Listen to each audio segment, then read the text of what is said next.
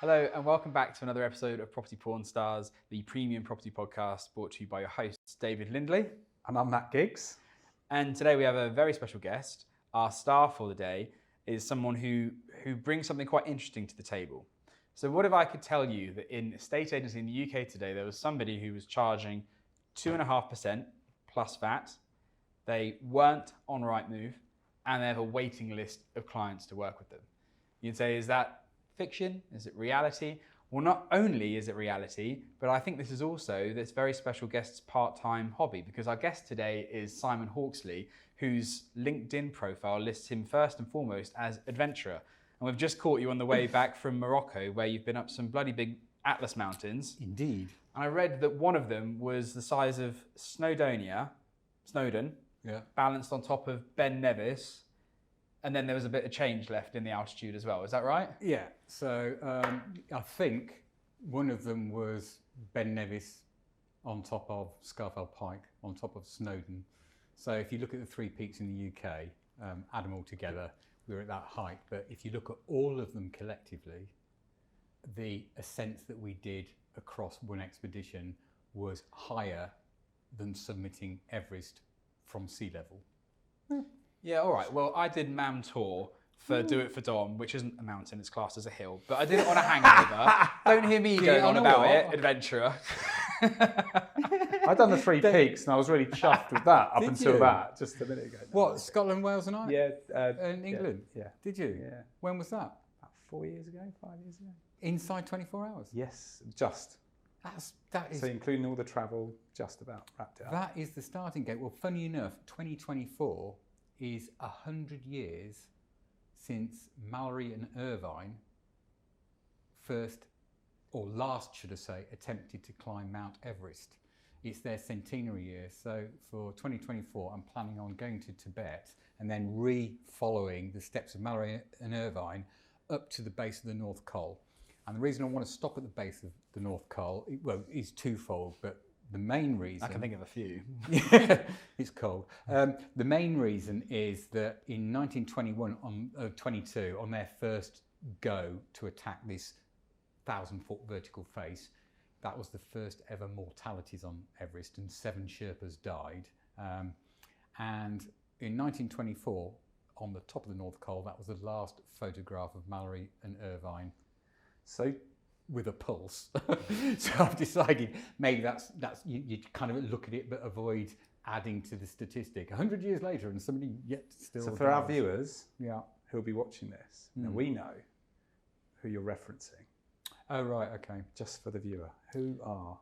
Mallory and Irvine. Mm-hmm. So George Mallory and Andrew Irvine were a part of the British reconnaissance team. They were the very, very first pioneers to attempt to summit Mount Everest. And the British Geographical Society set up a team in 1921. They went back as a reconnaissance, 1922 as their first big attempts. 1923 they were raising money, and 1924 all shit went loose because Mallory and Irvine both died. 67 years later in 1999 they finally found Mallory's body on the side of Everest. And interestingly, there was no camera on his person to suggest whether they made it to the summit or not. But Mallory had always said that if he did make the summit of Mount Everest, the one thing, the keepsake he was going to leave behind was a photograph of his wife, Ruth. And his wallet was still in his jacket pocket, including IOUs for shit, for the extras that he hadn't paid for, but no photograph of his wife.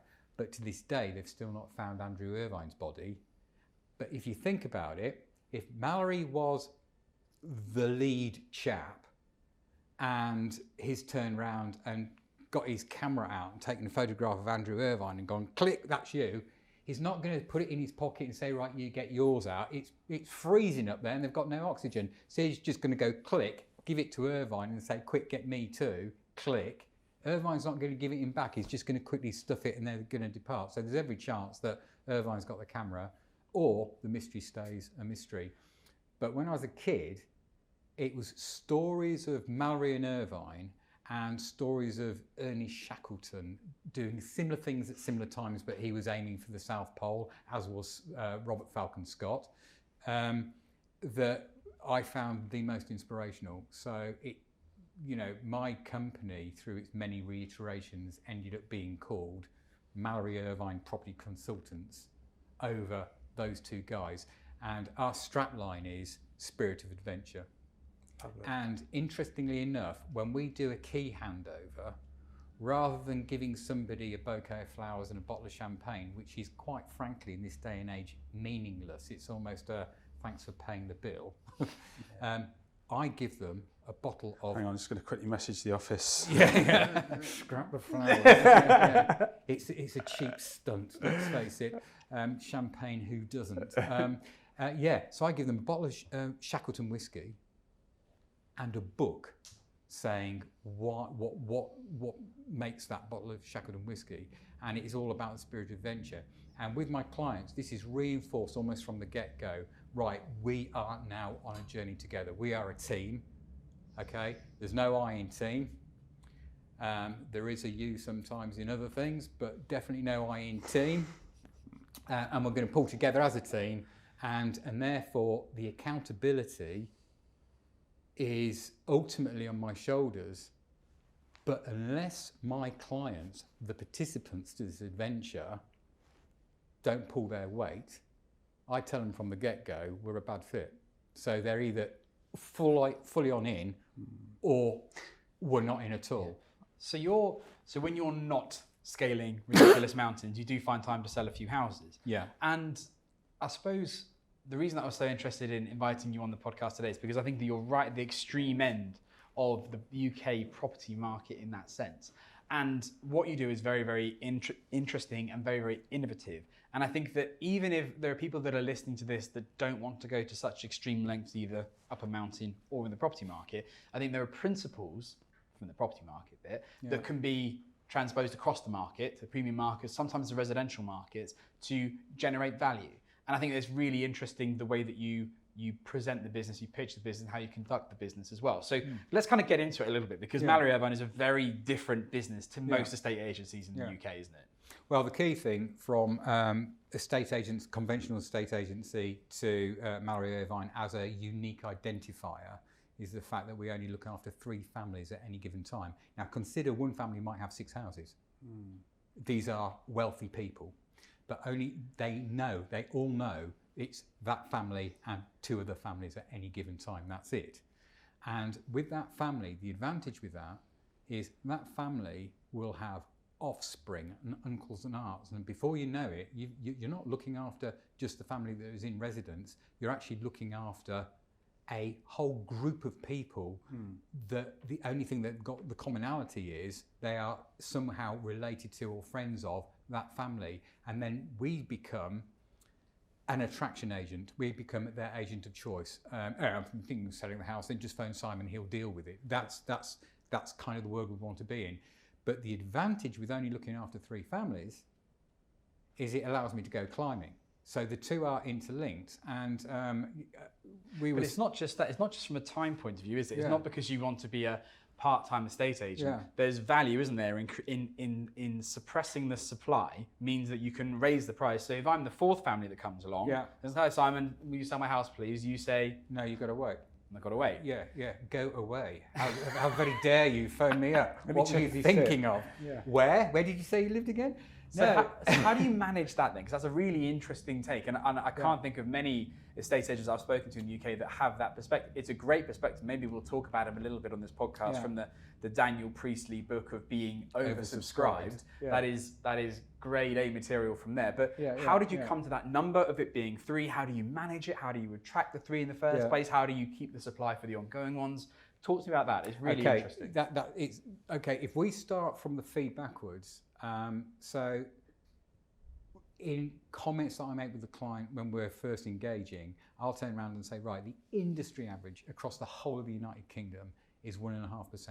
So if you're paying under 1.5% for the quality of property you've got, question just how much insulation you're putting around the resource you're trying to sell. So if you're trying to sell something at 3 million quid, 4 million pounds, 2 million pounds, something like that, it's so easy to put something on at 2 million pounds and say, oh, do you know what, we're not getting the traction we thought it was. Let's just drop it down to 1.75. And it's a phone call. Mm-hmm. No, 1.75 is not quite doing it. Should we try 1.5? Yeah, right. Well, if you actually think about what you've just agreed to, you've just pulled your pants down and screwed yourself over for £500,000 pounds. Yeah. And so people shouldn't get, this is the seller shouldn't get worried too much about the cost of the transaction itself. They should worry about the very transaction. As well as that, I think you've hit a really good point early on. And if you look at value there, so from a perspective of being an agent that's displaying value, you're quite quickly reducing equity and cash, as opposed to actually building the value of that property to the right, to finding the right buyer and doing the work that you've talked to us about off camera. Yeah. Is that how you differentiate? Yeah. Well, all I do is I focus on the 1%. So you're paying 2.5% plus VAT. So on there's two avoidables in that. Yeah. The VAT is one avoidable. Sorry, non-avoidables. Yeah. Yeah. Edit that. So we're using this podcast in the HMRC case. And there, Your Honour. We'll keep that in the back pocket though. Yeah. Don't delete. Yeah. Mikey. So there are two things, immovables. One is you can't get rid of the VAT. Yeah. And the second thing I say is that on the 2.5%, VAT is not negotiable. Yeah. It's published. It's a published rate. And so 1.5 is your industry average. If you're paying below 1.5, question your sanity. Now let's focus on what does the extra 1% get. Now on 1%, because it's an easy number, it's the easiest thing to monetize. If something's 20 million quid, I'm going to charge you 20 grand over the industry average. Okay? Now 20 grand when you're selling something at 2 million quid suddenly sounds like chicken feed. It doesn't sound like a great deal of money. So to actually give somebody the 20 grand in context with your house is up for 1.2 million, I drop it down to 1.8, my 20 grand's 10% of the 200 grand you're prepared to drop it. So let's insulate the 200,000, the 2 million, and don't worry too much about the extra 20 grand you're having to pay me. I've got little black books, I've got clients, I've got access to national estate agents that will do me a favour on the phone to say, who have you got? I can collaborate with these people. Other agents won't collaborate. I don't know why, but they won't. Yeah. So the 1%, it opens them up to what you could call suddenly whole of market. So the way that Mallory Irvine works, which makes us massively different, is that we put ourselves out as collaboration agents. So we end up becoming the, what's that word? Choreographers. We become a choreographer of the sale. So we set up a team, and the team is always the owner and me, and then it becomes the owner and Mallory Irvine and then the buyers as the team gets bigger. But on the choreography, I'll turn around and say, right, okay, what sort of market exposure do you want? Are you interested in a national agency, or are you looking at best of class? And if they say, in what capacity? Say, well, just imagine you started this journey with Mallory Irvine, and then 3 months down the line, you thought, do you know what, I'm not so sure this is working for us. Where would you go to next? If they turn around and say, for example, Savills, I'll say, great, tell you what we'll do. Mallory Irvine and Savills will start on day one together, but you'll only have one fee. You'll have a fee from me, and out of my fee, I'll pay Savills. So don't worry about that. So you're not paying any more than the 2.5, but you are getting 2 for 1. Now, the advantage to me is I've just insulated myself as well as the client. So now, in the event that they want to disinstruct me, where are they going to? Oh, they've already got them. Nobody's going anywhere now because they're already thinking, well, actually, we've already got where we'd the gone alternative. To. So and then if it's a local, if they say best of class locally, I'll say, right, okay, so let me do my due diligence and come back to you. And then you tell me also who you think is best of independent agent in your area. And 9 times out of 10, we come up with the same name, and I'll say, well, it seemed quite interesting. I've spoken to the CEO there. He's quite happy to jump on board with us. He knows what we do for a living, and the fee proposition's exactly the same. you settle with me, I'll settle with them. And then that's why, as a part of the proposition, on that 2.5% plus VAT, the collaborator gets 1% and we get 1.5%. So if you like, it's a 40-60 split. The 40% they get in cash is also then uplifted by the fact that they get the for sale board, they get the marketing, they get their Rightmove account, they get their Zoopla account, they get it on their personal website, they get it in their window display or whatever they want for it. So to my mind, that's worth another 20% to them, because the fact that I'm actually giving them a chocolate box fronted, fantastic stately home thing with peacocks and swans and lakes, and it's something that they couldn't dream of getting hold of themselves, and they're thinking, this could set us up indefinitely in our area, that has an intrinsic value to them. Reinforced by the fact I've told them that it has an intrinsic value to them, and I've reinforced the point to a point where they would have said, do you know what, I'd have done it for free just to have got the opportunity, and then I'm saying, no, don't do that, because afterwards you will wake up and then go, I think he's just screwed us over. I can't believe it. It starts going down the Mark Twain thing, getting Huckleberry Finn's mates to paint his fence for him. So I want them to go away and go, do you know what, working with Simon was super fair. Yeah, it's important. Yeah, it was really fair, but then there's another intrinsic value that comes to it, because it's a bit like when that property is about to be listed, it's like the circus has arrived in town. And usually if it's an independent agent that's got a great reputation but wants to enter into, selling houses at £1 million, but he's never sold a stately home at £4 million. And then you're saying, right, okay, fine. This is the film crew we're using. Oh, you're not doing it with your phone then?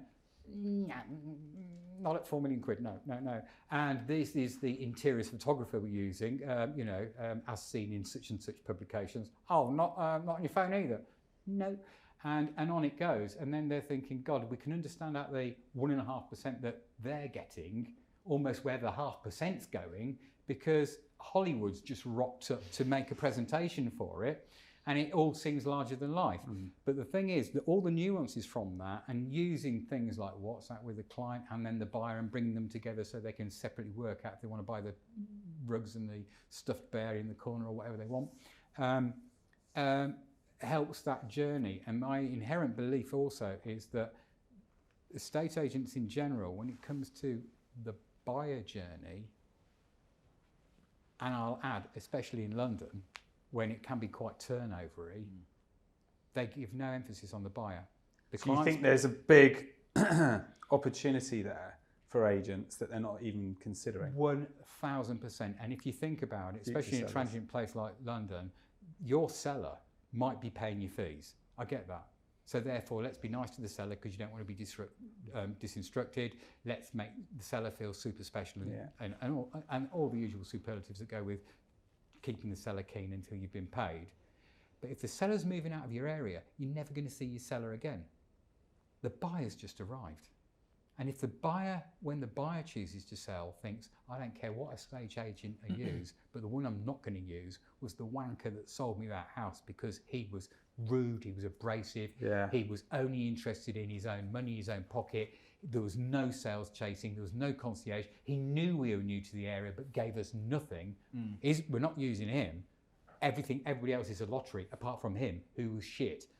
Why would you do such a thing? So I think on nurture journeys, one thing that Mallory Irvine is great at is we earn as much money on buyer journeys as we do on seller journeys.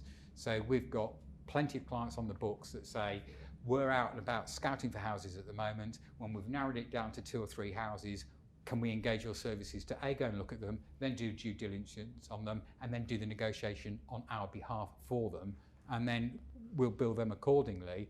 And once they've got that house and they've bought into the area and they're happy, we know 10 years down the line, 5 years down the line, 25 years down the line, they're going to come back to us to say, actually, circumstances have changed, we want to sell, wouldn't even entertain using anybody else's services, because they believe we are their personal arm to property.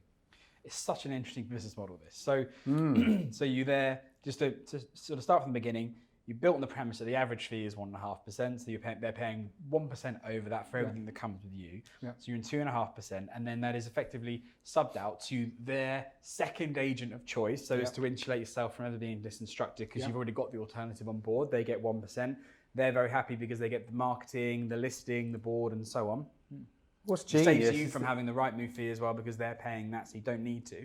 So therefore, we are building this up to 2.5%, no Rightmove, and then we'll get to the waiting list in a minute. But that is so different to what is the status quo out there. It's super interesting. There's also something that I do that is sneaky but ironically cool. If you actually consider that people that own the sort of properties that I sell are usually my age, and so you're looking at people in their early 20s. So if I'm 60 next year and my typical audience is my age or half a decade either side of where I am, they're still very much in an analog mindset. So the fact that we do put stuff on and our video production is insane. We are using film crews and not Dave with his VCR type of shit, you know. Yeah. This is, we're taking Not it seriously. knocking Dave with his VCR. Yeah, I'm sure Dave's great. Dave, if you're listening, we love you. And right here. but not you, not David Lindley. I'll add. Sorry, wrong choice of word. Eric. Let's change it to Eric. So once we do that, but we also do the brochure. And at Mallory and Irvine, we get our brochures printed in Italy, and they're A4, but they're hardback. And the shelf life of our brochure must be insane, because we don't create a brochure, we create a book. Yeah. And that cost of experience to us might be 400 quid. Yeah. But if you're charging £25,000 per million, and you put a house on the market for 3 million quid and it sells, and you've got a fee of 75 grand coming back plus that, then that 300 quid coffee table piece that you've created, and if we do 20 books, the buyer keeps one, the seller keeps one, I've got potentially 18 in stock, and of those 18 in stock, when we're doing our open house, every time I've vetted a client and thought they are super motivated to buy and they would be great sellers, we'd be a great fit, it becomes a real take home for them. And then where buyers and sellers amalgamate in my world is identical to stables. So if you can imagine a stable and it's got thoroughbred Arabian stallions in it, so effectively if somebody went on Rightmove or they went onto our website or they went on somewhere and they thought, do you know what, every single property without a doubt that's us, that's where we want to be in that stable, then you pitch into that audience. So we won't also drop our shield and think, let's just grab something in just to keep the bills happy. Do you mean like a low value, low quality? It's the quality. Rather it's the quality. I would take on a probate. So Mallory and Irvine I would take on a complete shithole that some old granny died in. If it was one of our family members and said, Auntie Ethel's just popped her clogs, but she wasn't on the side of the family that did anything any good. Where is it? It's a terraced house in Shitville. I'd say, great, I'll be around next Tuesday and we'll just deal with it. And then it goes on the website, we'll give it everything, but we'll put probate. And then Mallory Irvine will actually mark it off the back of that and say, Mallory Irvine is recognised as selling stately homes. However, we will never turn down a probate. So if a probate comes in of one of our clients, we will go out of our way and the fee basis stays the same. So if we're selling it suddenly at, I don't know, 80 grand in north of Leeds, we will do it for the same fee basis. We're not going to turn around and say we won't get out of bed for less than X. That doesn't count. And they would still get a hardback book, and we would figure out a way of making that hardback book the right story. And we would make that so compelling that when you did the open house on that, we would make it intriguing. Everybody would want to say, why the hell has a company spent so much money on that 80 grand thing up there? We could almost guarantee to spin it at a profit for the client. The client would go, do you know what? Great, the humility is where it should be. So it's really interesting. I was going to ask you about that as well, because just say there must be a risk that comes with working with families as clients as you do, that they might suddenly say, oh, turns out we've got a portfolio of buy-to-let properties. None of them are anything special, but you're their agent, you're working with them, you say, yep, fine, I'll deal with all of that. Yep. And that happened 2 years ago. A guy got in touch with me and he said, it's not actually for me, it's for my stepfather. I said, great, what's he got? He said he wants to offload his portfolio. And I said, where is it? Hull. And it was like, really? What's he got in Hull? 24 HMO shitholes and none of them are licensed. I was like, okay. And I said, an average sale price of a HMO shithole in Hull? He said, oh, they'd range between 15 and 24 grand. And I said, great, get him to call me. And I just thought, right, okay, fine. So the route for me would have been drive up to Hull, go and look at all 24, get an understanding of what's there, find out which one or two are actually of interest, do something with those two, and then go and find best agent of choice in the area, and then just go through, focus on those two. You know, these two are for sale at £1.3 million for those two terraced houses. If you buy those, we'll chuck in another 19. Can I ask, I mean, obviously you deal with lesser volume because of the model that you've adopted. And how do you combat, let's say, a customer that's changed their mind during the process? Because obviously if you're doing lower volume, one transaction every 6 months may be falling through for various different reasons, which may be out of seller's control. Is there a fee still involved in that process? So when the client signs up in the first place, we've got 5 strict criteria.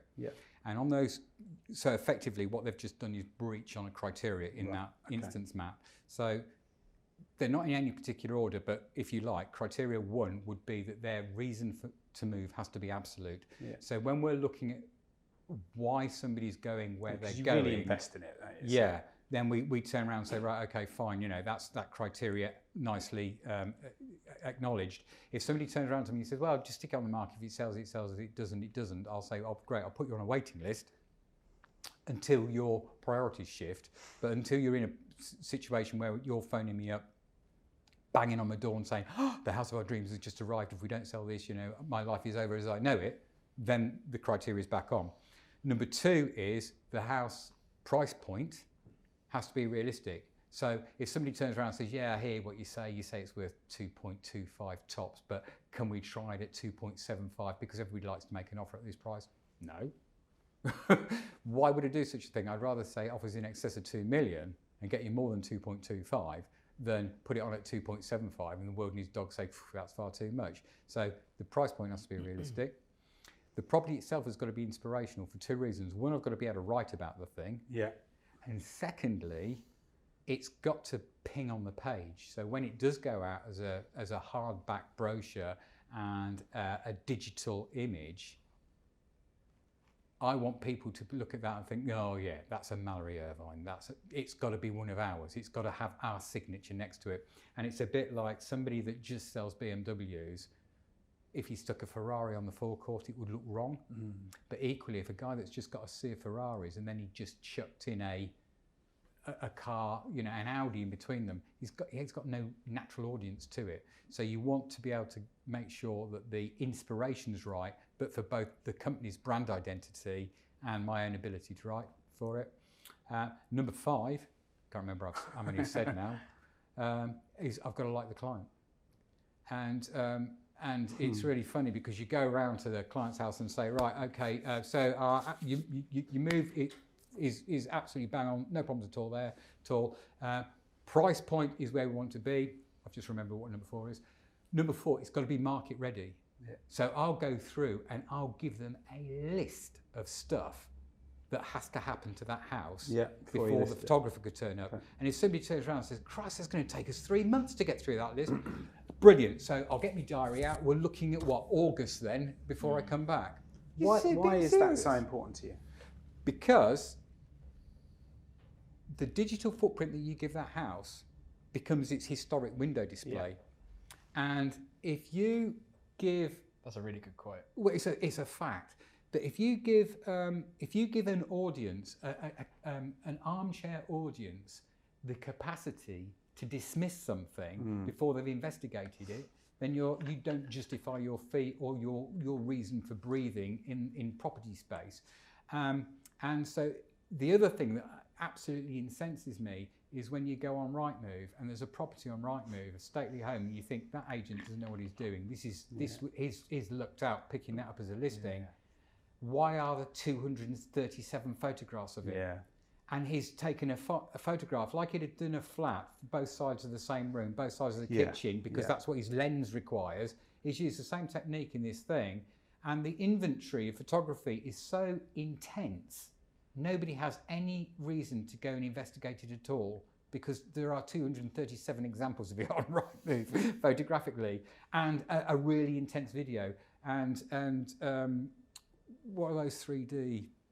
Like a Matterport. Yeah, and a Matterport, burglar's dream. You know, oh great, right, I can work out where all the CCTV cameras are now, that's lucky. You know, and you've let the neighbours know because you've got a sign-ridden car. Why would you do such a thing? I didn't even know they're for sale. Oh, do you think it's a divorce? My end of the market, you don't have a sign-ridden car. You have to go under the radar. Stealth. Yeah, it's all in stealth, So including the photos.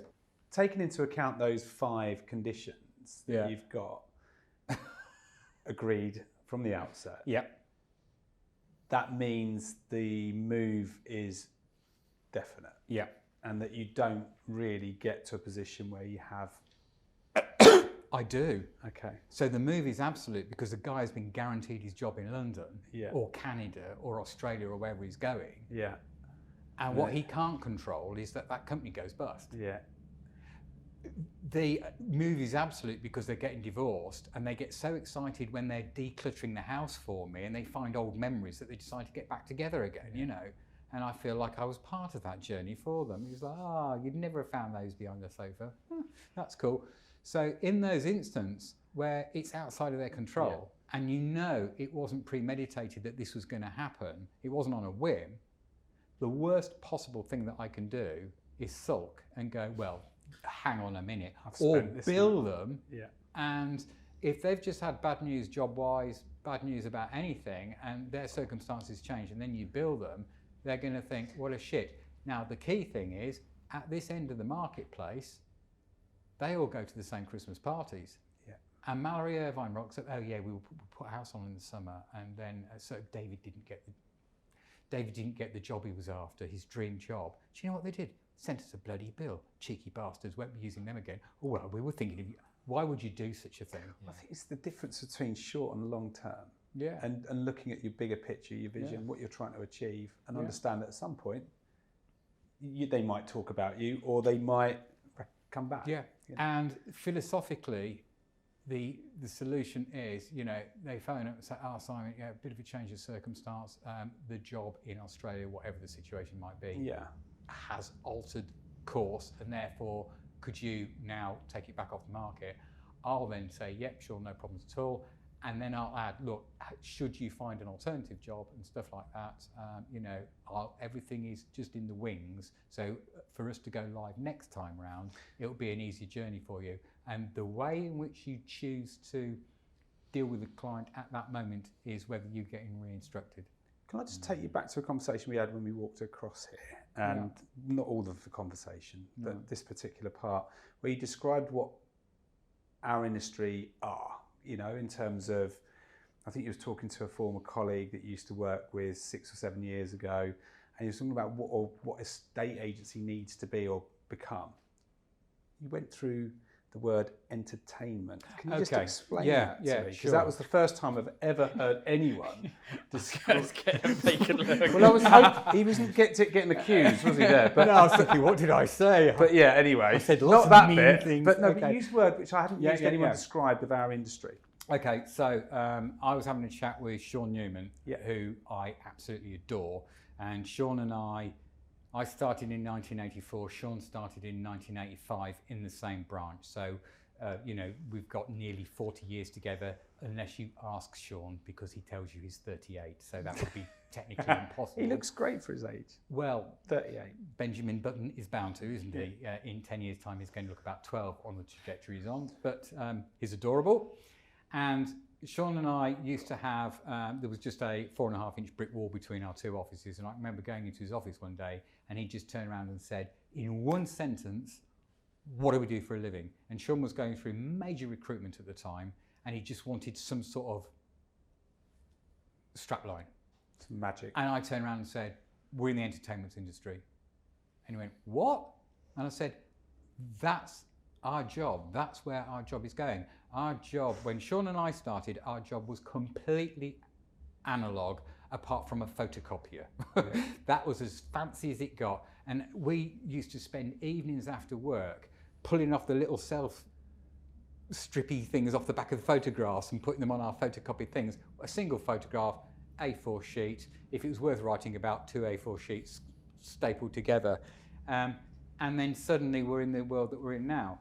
So what happened from 2017, 2018, so the last half decade, so to date, is that the appetite for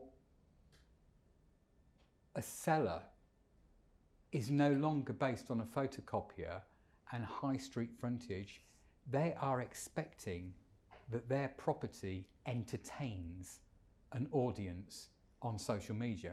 And whether that's through static images through Rightmove and a video supporting on Rightmove, or whether that's through YouTube or any other sort of like digital channel, the expectation is that that's where the real buyers are going to be found.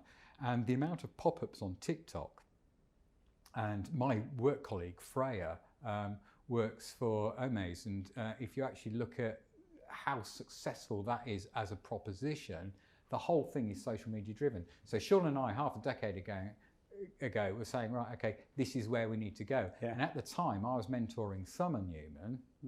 So right from the get-go, it was, right, okay, let's look at things like drones. And Summer and a new boyfriend at the time, Matt, was quite keen on a drone. And I was like, let's ally that to a property. And we did one in a village called Barbie. And it was carnage trying to get it done. But we got enough of a clip to splice that in with something else. And we thought, well, onto something now.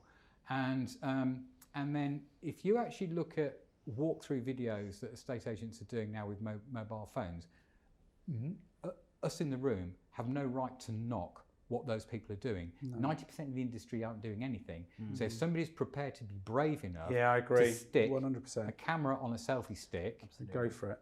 And brave rejection more than anything, the fear of rejection, and make a bit of a fool of themselves in their mind only, because nobody else thinks they're being foolish. It's their own self-consciousness that does that. And they do a candid visual image of the inside of a house that in 2023, quite frankly, should be the entry level. And I think that if you start wanting to justify higher fees, you've just got to bring a bigger production to the table. And that bigger production in Mallory and Irvine's world might be a hardback brochure as a coffee table piece as a souvenir.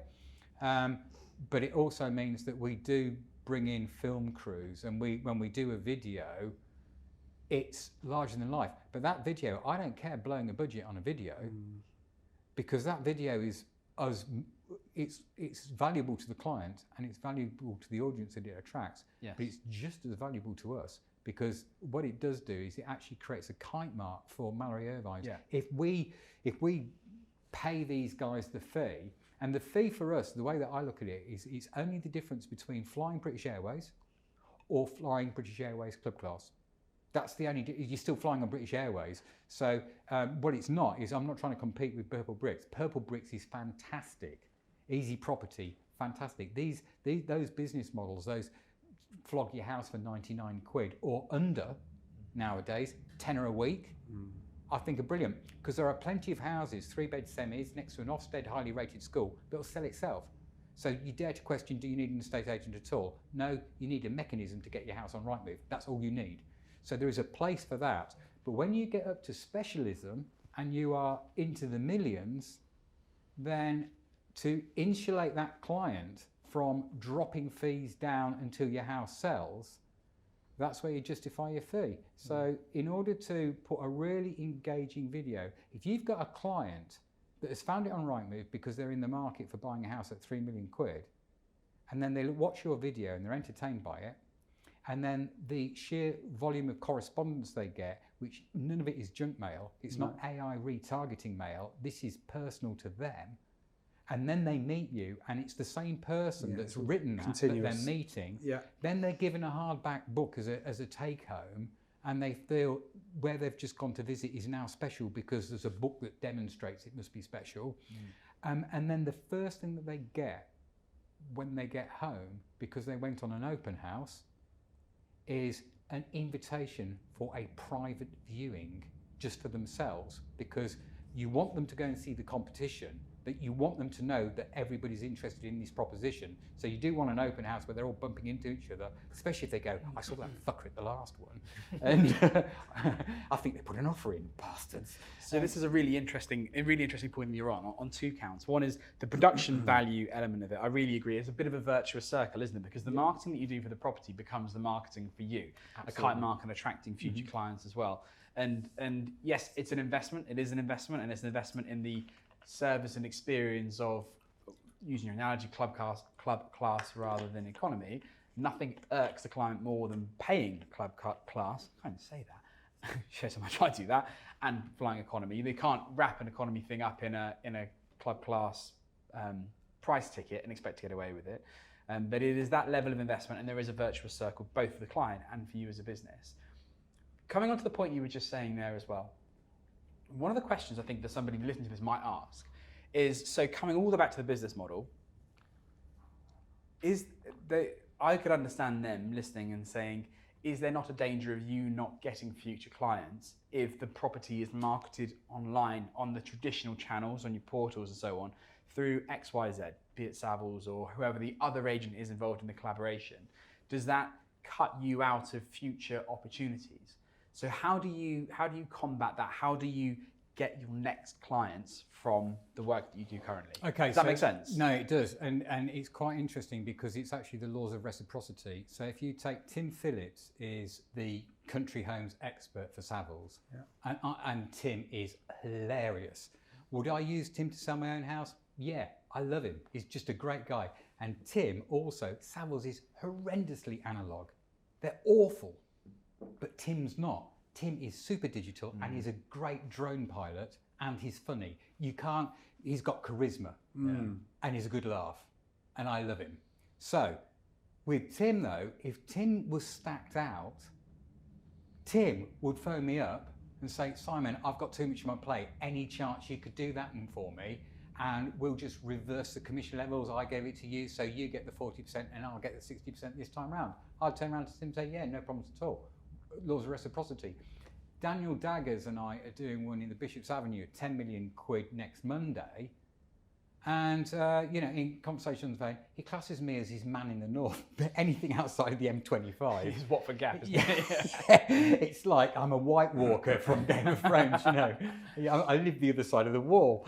And so, he would turn around and say, if something came his way, and Daniel Daggers would be the first to turn around because he wants to be global, and say that would be a poor fit for him. So he wouldn't want to do something in, say, Northamptonshire or Leicestershire or Warwickshire or something like that if he didn't feel that he could give the same level of service that he does to his London clients. Yeah. So if he phoned me up and said, right, okay, this is the fee proposition that I'm charging, how much of that do you want? Do you want to go and sort it out for me? I'd say, yeah, sure, no problems at all. So that's what happens industry to industry, and this is the advantage with being a collaborative agent. And the collaborative agent thing also is a massive benefit because of my buyer journeys. So because I do buyer journeys, and I get lots of buyers turning around and saying, okay, would you represent our interests in the purchase of this? And it might be because they're politically exposed or in their TV personalities or whatever. And they know that if they turned up themselves, they'd be a bit means tested. Yeah. So we go and we charge 1% of the acquisition price, or if it's not listed, they've just driven past something. So I've got one at the moment to do for a client. We reckon it's going to be about 2.5 million quid. the person that is the owner of that house doesn't even know a conversation's been had. They're not on the market or anything. I've just got to parachute in and sweet talk the keys off them. If it's listed with an agent though, and then we do a deal and we drop the price from the listed price, the deal is that the client, my buyer, benefits from 80% of that reduction, and Mallory Irvine benefits from 20% of the reduction. So in context, if something was on for £3 million, we tied it up at 2.5, we've saved £500,000, we'd get £100,000, the client would save £400,000. Now, the advantage that it gives on the world of reciprocity, and to answer your question there, David, is the fact that when I'm phoning up Tim and saying, have you got anything around about £4 million in this geographic area of this such and such square feet, I've got a client in India that's dying to have it. He's a Maharaja, by the way. Oh, that sounds cool. Right, let's see what we've got. Tim then wants to work with me. And so does Knight Frank.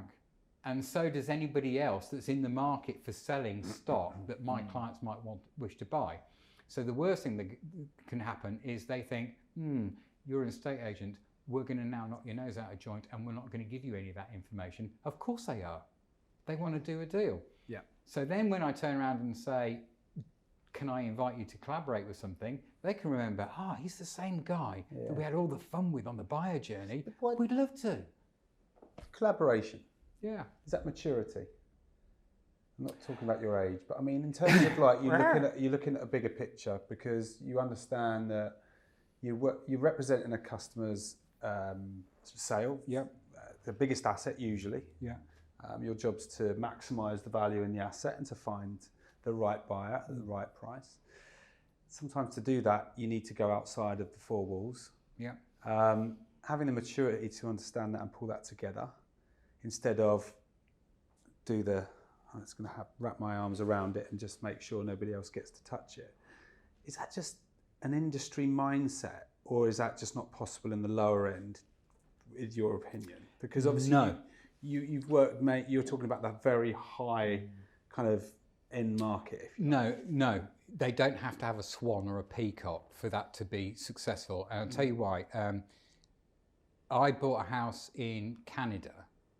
And the thing that impressed me the most about buying this house in Canada was MLS. Oh, right, okay. So on multiple listing services, I met this woman called Carol in a hotel.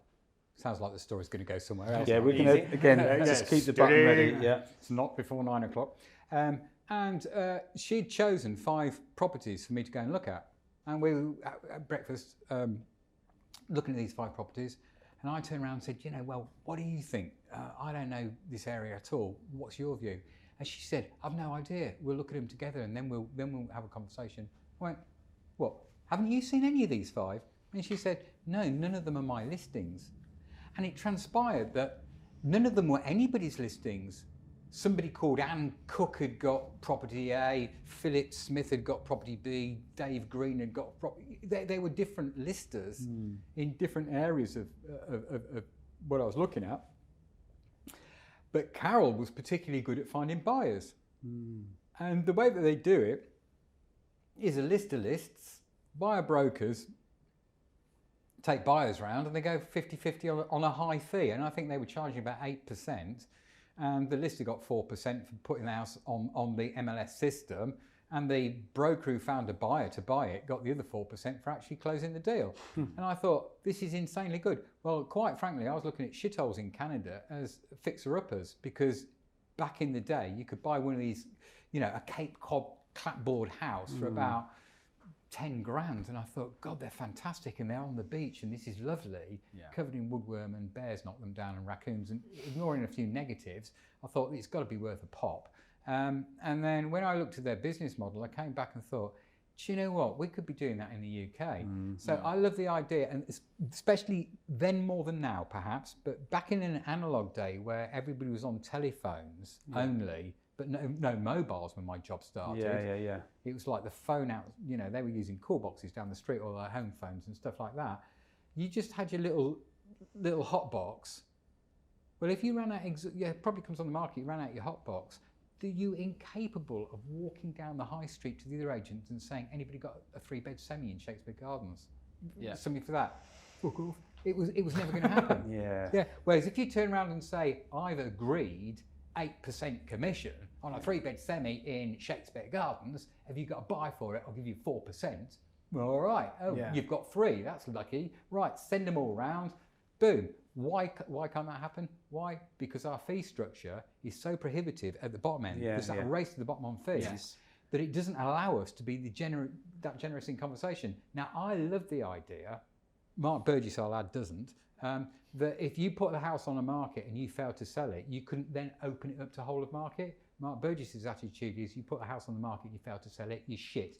That's your go over. And I do get that, but it really depends on the relationship you've got with the client. So if the relationship is strong, but you've exhausted your route. You talked earlier, sorry Simon, you talked earlier about the price coming down being the first strategy. Everybody's first strategy, yeah. So the first strategy might be, David, what do you think? Have you got someone for it, you know? And it's that kind of like, who do we work for in the end? And I just think there's a different mindset in the upper end and the upper quarter. And like you said, just, you know, financially, there's more to go around, isn't there? Yeah, it's a bigger There's pie. more to go around. There are fewer clients, and therefore a bit of a collaborative approach makes more sense. And actually, on that, there's a valid point there. So I don't think it's maturity. I just think it's that the fee structure allows you the ability to be generous in conversation. Yeah. However, I have been upset in the past on collaborations when somebody hasn't actually monetized what they're going to get back. Sure. So if you've got something for say 2 million quid and you've offered somebody 1% to collaborate, they're getting £20,000. It doesn't matter who you are or where you come from, £20,000 is £20,000. It's a lot of money. And if they then do fuck all for their 1% other than stick it on Rightmove and wait for the phone to ring, and then they're thinking, well, the relationships between the client is so much with Simon, and now the relationship with the buyer and the client and Simon is so tight, we wouldn't dare interfere with that. Isn't that bloody convenient? So suddenly I do all the heavy lifting all the way through the memorandum of sale. I'm handing over my bottle of Shackleton whiskey and my book on Shackleton and whatever adventurous stuff I'm doing, and then I'm writing a cheque for £20,000. I could end up writing that cheque for £20,000 and they turn around and say, hang on a minute, you haven't given us 1%, you've given us 1% including VAT, that's only 0.82%. You said 1%, we want 20 grand plus VAT. And I'm thinking, you've never earned 20 grand in your fucking lives on a property. For starters, this is the biggest case size you've ever had. You've got all the marketing, so you've got the ability to buy something else, and you now want the plus VAT on something in the grand scheme of things you didn't lift a finger to do. And when you get the view that, yeah, well, we did do the brochure. No, you did the brochure so it was actually in your company's name, but my company spent £5,000 on the images that we gave to you to populate your brochure. That's when it's raw. So sometimes this obsession that estate agents have got with fees, and they base it on percentages, sometimes they should actually monetize that number and consider, do they genuinely justify charging anybody that amount? So if I went to look at a house at 100 grand or 10 million pounds, it makes no difference. In my head, I'm thinking, right, do I justify the reward that my company's going to get and the time and the effort that we're going to put into that? And if I've only got 3 families, this is my full-time job. Is there a justification there? Whereas I can look at a run-of-the-mill mainstream estate agent on a 3-bed semi in a normal urban town, and the 3-bed semi is up for 250 grand, and I think, do you know what? They cannot justify 1%. They are shit.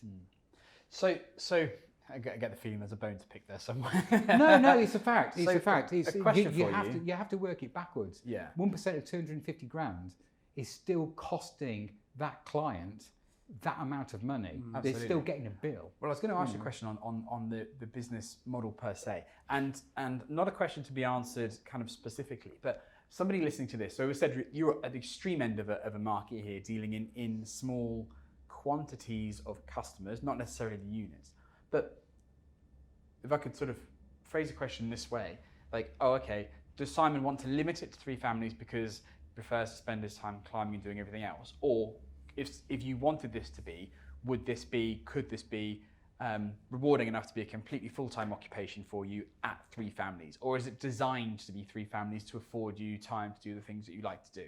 So what I'm asking there is sort of, if somebody is thinking about the next stage in their career and what they're going to do and what your advice would be, is that the right number to go at, or is it a low number to afford you the additional time? Does the question make sense? No, it does. It makes sense, and it's a really good question, and there's a comprehensive answer coming up. So imagine you get 2 estate agents sitting in a pub, and one of them is boasting the fact that he's got 42 properties on the books himself, okay, and he's charging 1.5%.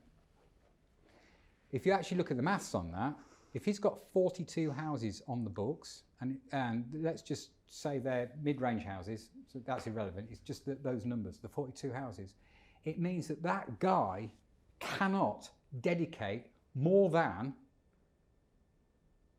3/4 of 1 day per month per property. And if one of those properties requires 3 or 4 days work because they're a bit high maintenance, how much time are the other 41 properties getting out of this guy? Yeah. Either get half a day a month, quarter of a day a month. So where's the justification in the fee? How can he charge 1.5% if he's giving a client quarter of a day a month as the maximum he could do?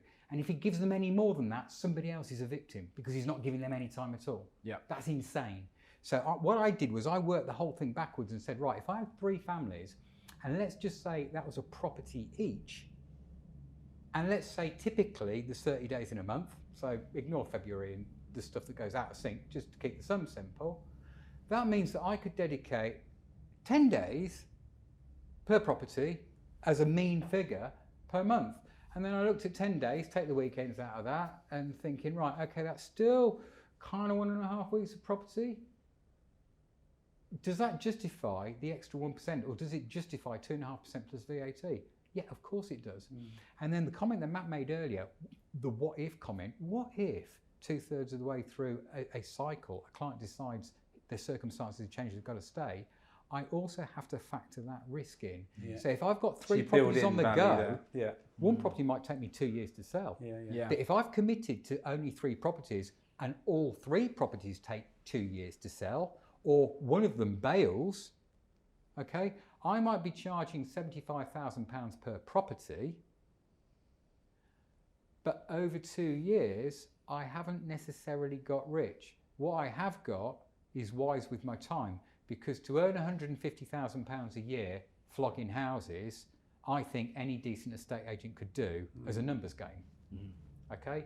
You could do that on 3-bed semis next to Ofsted schools, if good quality Ofsted schools, if you've got a decent strategy and a decent proposition to market. But what you've also got then is a guy that's just going to burn out by the time he's 40, because that is a full-time, 7 days a week job, running like a headless bloody chicken at the coalface to keep those numbers up to 150 grand. I could do that with 3 houses. And the nice thing about doing the 3 house sketch is that when I've got 3 houses that all have come together, so if you look at 2023 being the last calendar end, my last house sold completed on the 1st of December. And therefore that payment went into my account at the last day of the year, but that meant I was starting January the 1st with waiting list of properties, but no engagement. Best Christmas I've had in years. Fantastic bit of climbing done, a lot of hill walking. Got into February and thought, better go back to the coalface now. Boop, boop, boop, boop, boop, boop. Hello, yeah, Happy New Year to you too. Right, so it's your time. And then we're off and away, and then it's like brilliant, start the next journey with the next client and so on and so forth. And then trundle, trundle, trundle. Get to a situation, you get to the end of the quarter and you think, right, just sold another one. The other 2 are slow burners at the moment. They're happy. Phone them up and say, oh, by the way, I'm going climbing, and then I'm going off to my house in France, and then I don't know, I'll be back in June. Yeah, fine, see you in June. Okay. And then now I'm back, I'll then just sort of like smash through 2 big houses, and hopefully both of them are completed by December. And I'll think, right, okay, what more do I want out of my career than that? It's really interesting that around that. Quality over quantity. Yeah. Right, Matt, I think that we've wrung young Simon dry for his Well, knowledge we've had and him wisdom. for about 3 hours in total today. So, But nobody leaves here unscathed. And we have a bit Hirons. So if anyone who doesn't know what Simon's talking about, it's completely unprompted, everybody, whether they know it or not, has a porn star name. And that is comprised of your pet's name and then your mother's maiden name. First pet. Yeah. Yours is? Scruffy Hirons. Scruffy Irons? Scruffy Hirons. Scruffy Hirons. Pretty good. Yeah, Pretty not good. as good as Matt's. Not as good as Matt's. Kevin Tiny's still up there, isn't it? Kevin Tiny, undefeated. Tiny Kevin. Tiny Kevin, top of the leaderboard. What was yours, David? Mine is very interesting. Mine had a dog called Wonton. And then what was the second part of it? The mother's maiden name. Wonton Loveridge. It's not bad, but it's a bit weird. It's Kevin it's Tiny. middle name. It's middle name. It's your middle name. Edward Wonton then. There you go. Eddie Wonton. So Eddie Wonton. That was what we thought. No, Eddie Kevin Wonton, Tiny, is yeah. it? So there we go. Was that of use to you? Oh, massive. That was the thing that we all came for. We did. And to listen to someone operating in this marketplace in a completely different way to the majority. Man. Yeah, that's it. Yeah. And so we start off this podcast by talking about, is it fiction or is it reality to operate an estate agency business in the UK that is unnegotiatingly 2.5%, which is not on Rightmove and has a waiting list of clients. It's the stuff of make-believe, of dreams, of fantasy, I think, for a lot of people in the UK estate agency industry. But there we are. I've had about an hour together and proven that it can be done.